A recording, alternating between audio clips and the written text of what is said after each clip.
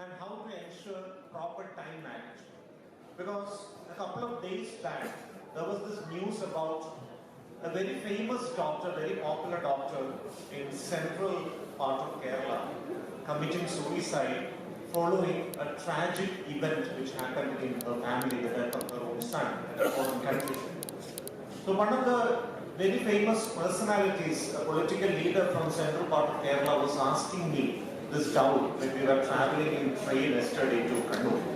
And the most important question he had to ask is that, don't you doctors have a support network among yourself to take care of each other?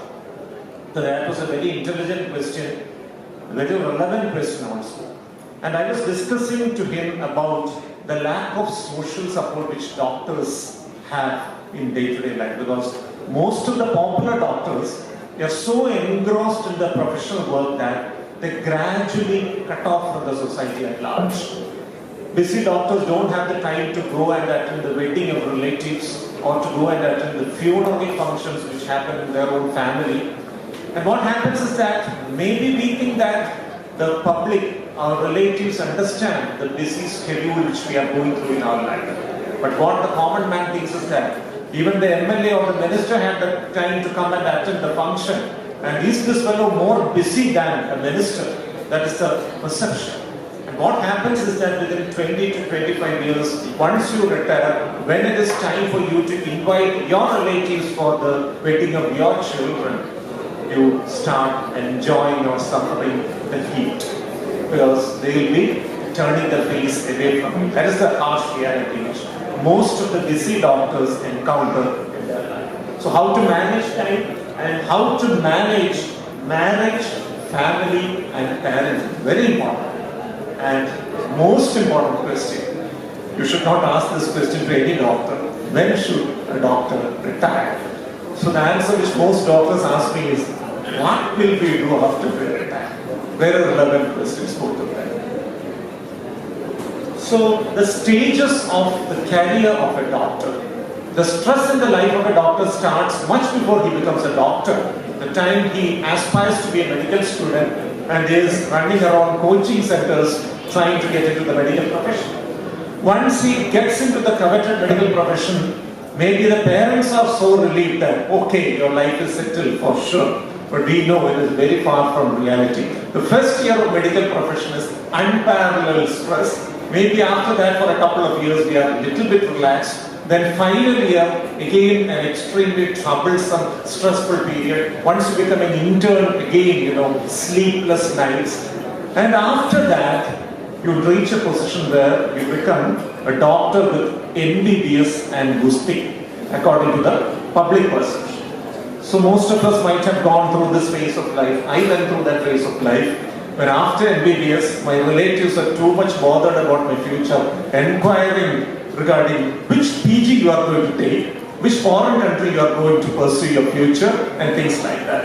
And many of them are extremely disheartened to understand that, I'm going to take up psychiatry. Many of them, I could see the weird expression in their face when I said that I had taken up psychiatry as a PG. Oh, so you are not going to be of any use for us in the future. And by the quirk of fate, quite a lot of them have come to me for treatment, advice and follow-up. That is what destiny keeps in store. Again, once you become a PG, a resident, that is supposed to be the face of glorified slavery, as most of us may agree, the most difficult part of our life. And once you become a consultant, maybe you'll have to go through super specialty also to become a consultant and take fellowships also to establish yourself as a doctor of significance in today's community. And what is going to happen once you become a consultant? Is life going to be easy? Absolutely not. There are patients trying for your time. There is going to be stiff competition. If you get into private sector, it is going to be headache in its own way, because on the first day of every month, the human resource development managers will call you for a meeting and they will demonstrate graphs regarding utilization of imaging services in the hospital. Last month it has come down by 30%. What are you doing, doctor? And a senior professor, a retired person, He was my teacher. He was sharing my experience in a private hospital. He had joined a big private hospital after retirement from government service. What happens is that in these big meetings, the senior professor is ignored, and the questions regarding what more facilities your department needs is specifically addressed to his student, who is a youngster who is utilizing imaging and laboratory services more in the private sector. Understandably, that's business. And of course, finally, the last stage of life of a doctor, the stage of boredom, when life becomes monotonous, you don't know what you want to pursue in life, you have no sense of purpose in life. That is the reality. That is the harsh reality regarding the life stages of life. So how do you identify whether you are burnt out or whether a colleague is burnt out? Number one, your stress tolerance comes down, you become angry. You shout at your patients, you shout at your family members, which was very unlike your baseline behavior. You become sad, you have difficulty in concentrating on your work. You try to avoid work. Usually a very dedicated doctor who is interested in this profession wakes up in the morning and is so motivated to go to the hospital that is probably the only thing which motivates him. But once you feel like not going to work, understand you are in the pathway of work. And something called psychological absenteeism. You may be going to your workplace because that is your only source of income, or maybe you don't have so many leaves to take. But at your workplace, your mind is elsewhere. Your mind is wandering. You're unable to focus on the patient. You're unable to focus on what somebody is trying to tell you. That psychological absenteeism is an important sign of burnout. You feel tired throughout the day. You feel lethargic. You feel a little bit drowsy at your workplace, and your sleep at night is disturbed. And finally, how doctors overcome these kind of things. There is a lot of access to so many things.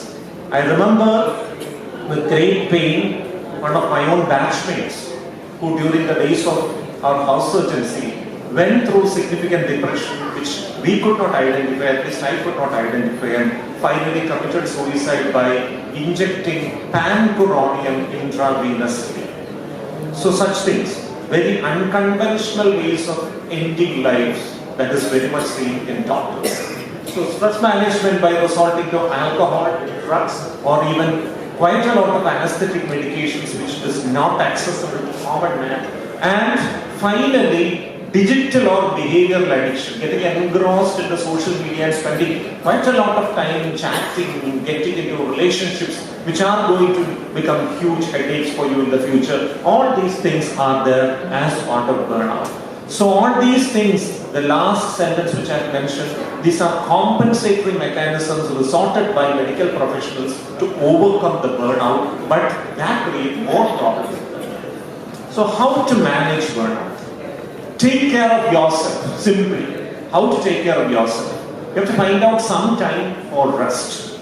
Do something you love to do every day, whether it is writing or listening to music or singing or painting or talking to somebody of your choice or watching movies, whatever it is. Find out at least 1 hour per day to do something you love to do. And always engage in physical exercise. I need not talk to this community about what sort of exercises to be done, but maybe most often doctors don't get the time to do proper exercise, to go to a gym or something like that. So maybe you can try to walk from your hospital to workplace and back. I do that every day because traveling in a car to Naura Medical College and finding a space to park the car is the most stressful thing which one can experience in the morning. It will take at least 45 minutes. So I walk from my home to my institution, which will take hardly 15 minutes. So that helps. So some form of exercise in that way. Learn to say no. When should you start to say no? It's a very important question because you're practicing till 7 p.m. Practice gets extended to 8 p.m. and you have to go and attend a wedding function of a very close person or a reception at 8:30. You get out of your home at 8 p.m. and suddenly you see a patient rushing to your home and demanding your attention. Maybe that person is a long-term person or a person known to you or was a patient for a very long period of time. How should you address that situation? We should learn to draw a line. That is very important because unless you start saying no, people will take you for granted. This is a very important thing, especially in doctors practicing in health service, because people are more close to medical professionals in health service than any other service in the world. They are not very close to a medical college working doctor or even to a private doctor. They have separate facilities to safeguard them from the public. But a medical practitioner in health service is the common man's doctor. They feel so close, they feel that this doctor is so accessible to them, and that is where you need to say no. The earliest you start saying no, the better. Because what happens is, the initial phases of your career, you're so insecure about yourself, about developing a big practice or becoming popular, or about financial situation, that you give absolute freedom to people to call you at any time. I also did the same during the initial phase of my career. When I was working in health service, I used to give my mobile number to every patient, and they used to wake me up at midnight and lecture about how their husband is troubling them since the last 10 years. So now I have shifted to WhatsApp. I tell my patients, whatever you want to communicate, just describe it in great detail in a voice message in WhatsApp. I'll listen it as per my convenience and reply as per my time. So that these are small things you need to do. When I made this transition, many patients were not very happy with me. So you don't have time for us, right? You have time to go and sit and bark in the TV channels. You don't have time for us. So these kind of things used to come. That is there, that is very much understandable. So the earlier you develop this art of assertiveness, the better. Fulfilling extra-professional life with hobbies and cutting routine work time with time and developing a strong support system. All these are very important for overcoming burnout. Number one is, if you have something to look forward to in your life, maybe some hobby that will motivate you to go through this grueling working hours without getting traumatized. As you grow old, as you become senior, you need to start working smart and not work hard. Working hard is very good during the younger phase, but working smart is something different. You can see the same number of patients you used to see at 30 years of age, at 50 years of age, taking half the time for that. So that skill, developing that skill and making some evening time free is something which is very much good. And the support system is also very important. You need to talk to people. It can be a close friend, it can be a family member, it can be another. Who is your close friend? You should understand. What is the criteria for a close friend? A close friend should be a perfect dustbin. Perfect dustbin means whatever you tell him, it should not be leaked out over. So find out a perfect dustbin to vent out your emotions, and that is very important in your life. So I need not talk about how exercise increases vitamin D, dopamine, and whole lot of things. So this is the next important thing which is important in life. Time management. Time is the most precious commodity. It is the most important resource, but unfortunately it is not stored. So how to use quality time in your family, outside your family, and at your workplace. That is very important for a doctor. So do you want to be a busy doctor or an efficient doctor? That is the next question. What is the difference between effectiveness and efficiency? Effectiveness means you are doing things correctly. Efficiency means doing the right things correctly, using the right time. That is very important. You will have to spend some time with your kids. Unless you spend some time with your kids, it is not sufficient to run a busy practice, because by the time your kids reach their adolescence, you should at least recognize that you are their father or mother. That is the minimum thing. If that is not satisfied, whatever you have done is absolutely useless. So, time management, a few tips for that. There is something called Eisenhower method of time management. It was developed by the former US President Eisenhower. He used to say that there are two kinds of problems for me. Some of them are important, some others are urgent. My problem is that the urgent problems are not important and the important problems are not urgent. I am absolutely confused. So that reflects probably the life of a medical practitioner also. So identify what is urgent and what is important and prioritize that. Managing crisis situations. If your child is ill, that is the priority, absolutely. Of course, you are a doctor, you have your responsibility to your patients very much, but the times have changed. You can always entrust the responsibility of your patients to another doctor, but you can never entrust the responsibility of your child to another father, unfortunately. So, managing crisis is very important. Any medical emergency, personal or for a family member, it is the priority. If you want to prepare for an exam, which is very important in your career, give dedicated time for that. If there are deadline-driven projects, you need to finish off something tonight, or you cannot do it. Give them the most important priority. Pressing matters related to family. Maybe somebody in your family is ill, they are demanding your attention. Maybe you keep on postponing visiting that person thinking that, okay, nothing will happen. And if by any chance that person dies, it's going to be a huge problem for you because the family members will blame you, telling that this fellow has the time in the world for everybody, but not for my father or my mother. That is going to be an issue. Focus on preparing to strengthen your skills. Planning your future, which includes planning your vacation as well. Focus on preventing crisis situations because prevention is always better than cure. Clarify values. So clarification of value means you should discuss with your children regarding how to move forward in life. And ensure that your children are also exposed to the same value systems which you would like them to follow. And be a role model in front of them also.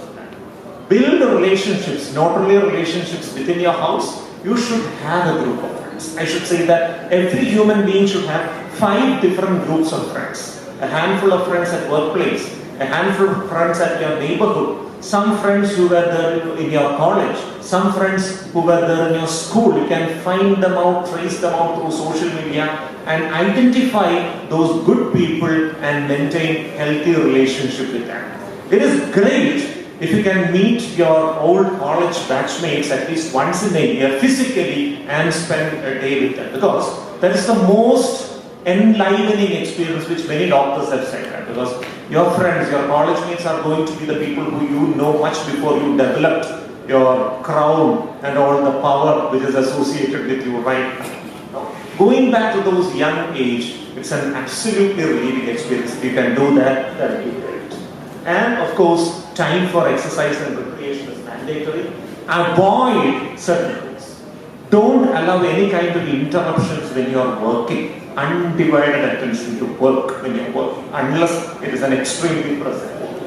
Avoid unnecessary phone calls. Don't clubs too many things in a day. I had this habit of clubbing too many things every day. I used to go to the hospital, take classes, see patients, then go for TV channel discussions and do public talks and everything, and finally everything ended up as a disaster. I learned lessons in a very bad way and I learned to prioritize things. And popular activities. It is very important to be in the media because media is utilized for spreading misinformation about modern medicine. We can see the very popular people spreading news about medical science in the YouTube, and we cannot see many modern medicine doctors in that. We can see so many alternate practitioners who are spreading news about how you have to be healthy, and people are buying it. So we need to make our presence felt in media appropriately, and KGMOA can think about very unique ways of doing that, including maybe starting a YouTube channel and sustaining it. I know KGMOA is the best organization which can do it wonderfully well, unlike any other organization. And avoid something which wastes your time. Again, social media arguments about some movie which has been released or some political thing which is inconsequential at this phase of life. Avoid such things which waste your time. So this is another big problem. Marriage is a big problem for a doctor because a workaholic, perfectionist, compulsive doctor who has no time for spouse, that will automatically lead to the next step, infidelity. Do you think that infidelity among doctors is very rare? It is not rare. It is on the rise. And the most important reason which the people who stray in relationships say is that my spouse does not have time for me. He has time or she has time for everything else in the world. So beware of that. The modern world breeds infidelity because the mobile phone is enough to develop a relationship and sustain a relationship and hide that relationship from anybody in the world. So unless you love your spouse, it is going to be a big problem. So boredom in personal life can also lead to this novelty seeking and financial crisis and career crisis can come. Because there are two syndromes among doctors. Number one is the Perindachan syndrome. Nevertheless, however hard you try, youngsters are going to become more proficient and more popular than you. You can't help it. You should not behave like a Perindachan trying to assassinate them as they should. And second is the Bhasmasuran syndrome. Of course, there are a lot of doctors, senior doctors who may help you grow in your profession. Be grateful to them. Don't think that you are a self-made, because a loved spouse is invariably a loving spouse. And a neglected spouse is going to spell disaster in your life. Of course, what about kids? At least one meal together every day. Half an hour of quality time with your kids in which you allow your kids to speak. Remember, the quality time is not the time when you advise your kids regarding what is right and wrong. It is the time for you to listen patiently to whatever happened in their life. If you have developed this habit, two good things. Number one, the communication skills of your kids develop. Number two, you will get a chance to understand every small trivial thing which is happening in their life. If any unhealthy influence is happening in their life, get to know it early and can intervene early. It happens very rarely in the life of doctors. Go for an outing at least once in a week and go for a holiday at least once in a year. Plan these things well in advance and ensure that your professional commitments does not hinder. Children should also meet grandparents, relatives, and should honor family traditions. What happens is that don't emphasize that the children should spend too much time on education or competitive kind of education. Empower them to become good human beings, because in modern world, they can pursue any profession and do well in life. They need not become a doctor. But unless they have got social skills, they are not going to survive in any profession. That's the modern world. So more emphasis on skill development of children rather than forcing them into a competitive school. Big question. Do you want to retire? Do anybody want to retire in this group? I'm sure nobody wants to retire. The biggest reason is, what can I do after I retire? I don't even know even the basic things to do in house, including changing a bulb which has fused. So what can I do? That's the reality. So we need to think about a phase where we can retire gracefully and focus on something which can be enjoyable. It can be agriculture. It can be doing something in social media. It can be some artistic work, something like that. Find a plan B, an alternative entertainment to which you can dedicate your life after your retirement. Do you want to stay with your children after you retire? Big question. Avoid staying with your children as much as possible to avoid intergenerational conflicts. Again, reality. Depend on them only when you feel they are mandatorily required. Because once you stay with your children, you will have this tendency of intruding into their life, making judgmental comments, taking decisions for them, and imposing your viewpoints on them, which is definitely going to create major conflict. Once your children become grown up, respect them as grown up people and give advice only when it is solicited. Never ever give unsolicited advice to your children. That is something. And health insurance and how to manage health problems. I need not speak to doctors, you know much better. This is the last slide. 10 commandments for a healthy work-life balance and overcoming stress. Number 1, managing your stress is your responsibility, not the society's responsibility or your neighbor's responsibility. Take the responsibility for managing your stress. Number 2, change is inevitable in every system. Modern medicine is the most important system where change is going to happen. Change in technology, maybe somebody may be an expert in a particular skill which you have not mastered, accept it. Accept that person as a better clinician. There is nothing to lose. If you give respect, you will receive respect.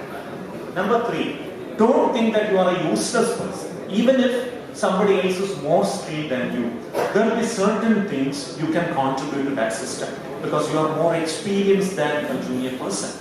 You have more clinical wisdom in terms of experience. So find out your own position in the system, but don't impose yourself. Number 4, understand what is holy for you. Prioritize things because your patients definitely are important, but don't think that your patients are going to die if you stop practicing. You can go to the next doctor invariably. So what is most important for you is what stays with you during the days of your crisis. Understand that, identify that, and invest time. Understand your limitations. So there is something called God complex which doctors develop, especially in health service, because in health service, you'll be doing a lot of heroic kind of work which no other doctor in any other service does. And you'll get some kind of appreciation, and this appreciation boosts your confidence, and it may give you such a level of confidence that you may think that I will see 500 patients in a day, I don't need anybody's help. Of course, up to a certain age. But as you grow older, it may not become feasible. So understand your limitations and supplement with the help of others. You should not work alone. Teamwork is more important. Respect and recognize every member in your team, whether it be a staff nurse or attendant or anybody else. Give them due recognition as a human being. They will love you back. And you should not kill or you should not take it on others. Means that you should not kill yourself. Whenever you have a kind of stress, kindly open up to somebody. And if you feel that any of your colleagues is stressed, there is something called mental health first aid which we should do. If we find that one of our colleagues is stressed, do 5 things. Number 1, approach the person who is stressed and inquire proactively what is troubling him.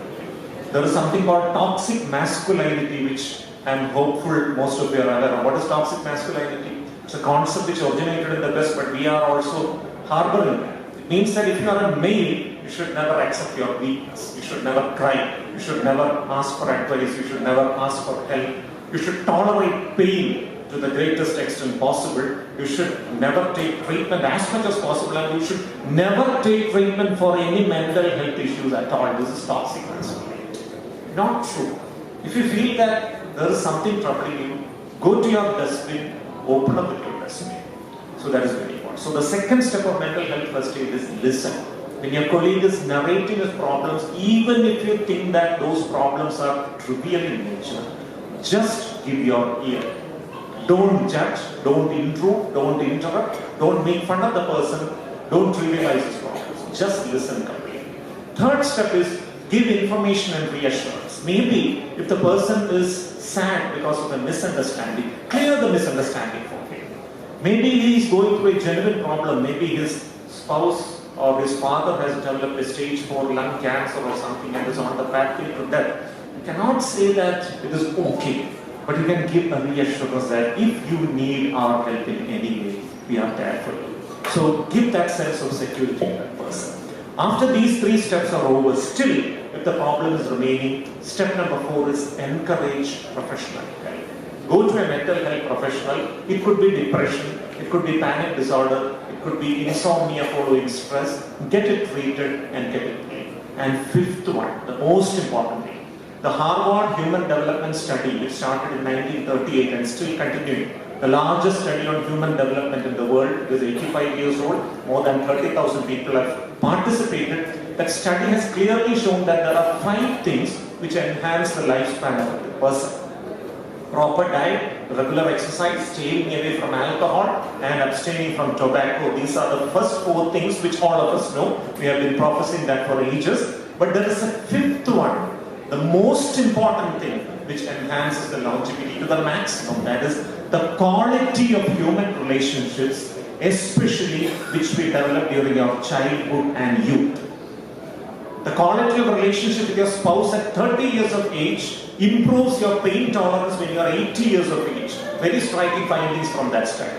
So social connectivity is the 5th one. Encourage social support. When I think about the suicide which happened a couple of days back in central Kerala, I'm thinking, I'm pondering that maybe the biggest stressor anybody can undergo in life is death of their child when they are alive. I hope everybody would agree, right? So when a person is going through such a condition, it is very important to ensure that there are people around that person for a significant period of time. Even if that person happens to be a very tough person from the exterior, who happens to be a very mentally strong person, because any strong person can become weak in a small moment and can do anything to end their life. So the social support is very, very important. If you feel that your colleague is stressed, inform his family, inform other colleagues, and all of us should ensure that this person does not get isolated. Because often we should understand that loneliness is aloneness misunderstood.